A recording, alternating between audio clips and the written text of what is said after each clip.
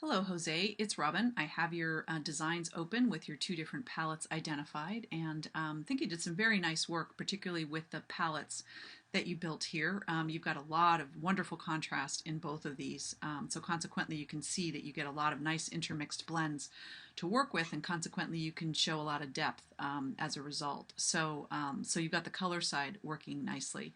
And then design-wise, I like what you're doing with this sort of spiral shape on this sort of concentric circle shape. I think that's got some interesting things starting to happen. But what I would say is design-wise, it isn't quite as cohesive because your spiral isn't quite a true spiral.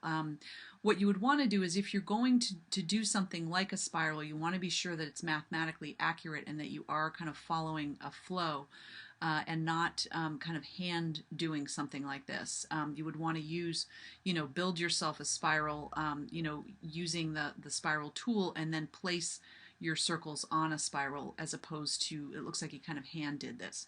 Now, if you wanted it to look a little bit more kind of random, then you would want to have more sort of, uneven spacing and things like that if you wanted to not be kind of a clean spiral, because it's kind of interesting what happens once you get out in this outer circle because you've got these sort of floating interesting circles. But then we get into this area where the spiral just isn't really holding, and it looks it looks more like the design isn't quite working as opposed to a design decision.